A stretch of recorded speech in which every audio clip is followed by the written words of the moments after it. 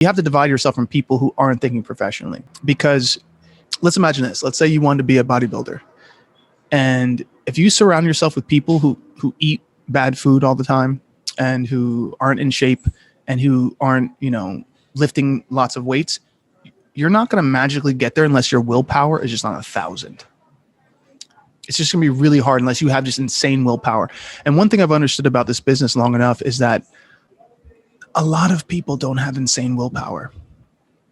It's not everyone has that. And I do believe to be successful in this business, you have to have that. That's a trait that you have to have. And I'm at the point in my career where I don't feel bad for people who don't have it. It has nothing to do with my emotions towards it. It's like, if you don't have it, you don't have it. Some people are good at different things, and there's nothing wrong with that. I think it's better for people to figure out what they're good at and what they're really going to be passionate about, rather than wasting their own time. No, you can do things just to experiment with them and say, I tried to do songs for a while. I tried to do this. And that's all part of your experience in life.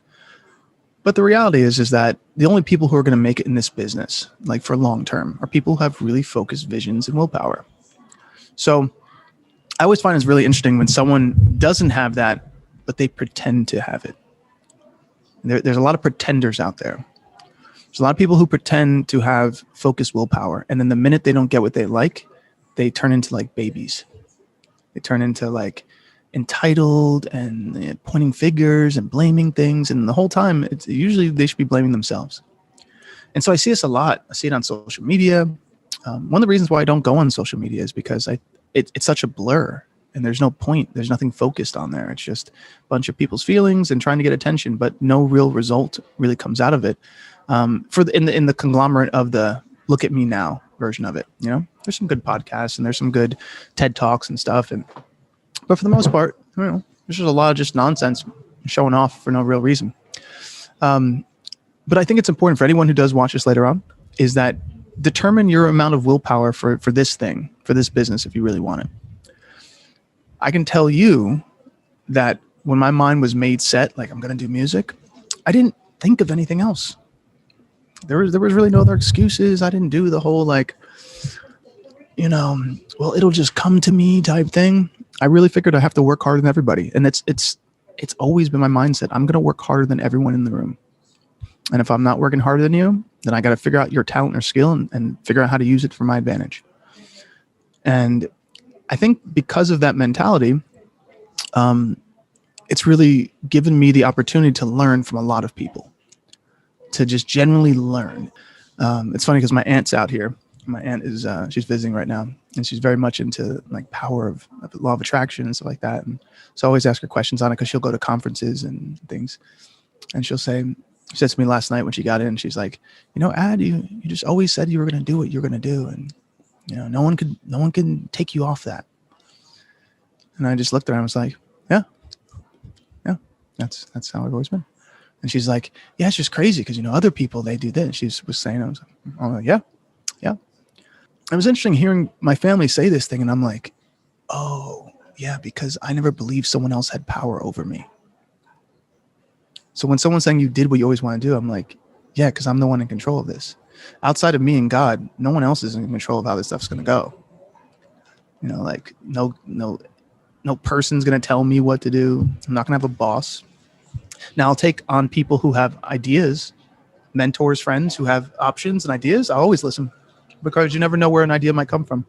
If a homeless man tomorrow said something to me that was really impactful, I would listen. I wouldn't care if it's a homeless person or not. But some people would be like, oh, this homeless person told me I was being too blah, blah, blah. I'm like, well, were they valid in what they said? Because if they're valid, then you might want to look into that. So I think validity is very important, and not really caring where the validity comes from. Just, is it valid?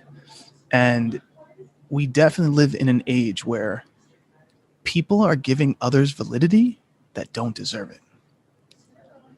They just give them validity. They give that person value. And I'm like, why is this person valuable in our society? Well, because everyone else is looking at them. Yeah, they're looking at them, but for what? Are they looking at them because they're bringing something of value? Well, no, it's because they do some cool trick with their phone that makes them TikTok and they do a dance. And you're like, yeah, but what? Why the fuck are you giving them attention? And so I'm really, I guess the best way to say I'm really protective of my time. That's the best way of saying it.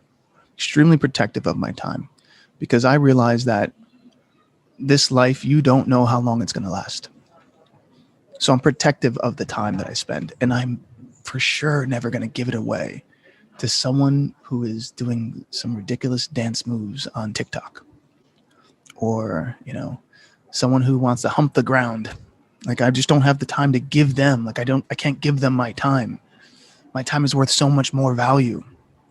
And I think once people start to really value their time, you kind of put a new set of controls into your, time machine.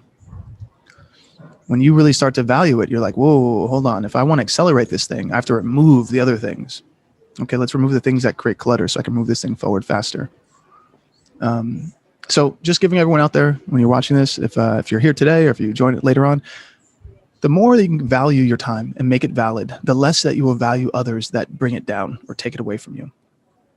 And so it's really important that, especially musicians, us people who are going to be future influencers or who are influencing right now, that we really do have discernment between our time, because that is the most important commodity. I think, once again, when you really value your time, if someone starts acting out of line, you're not going to be afraid to tell them to stop, and that you have to check them. Like, listen, I value my time. I don't know about you, but whatever you're into, that's not going to work if you're with me.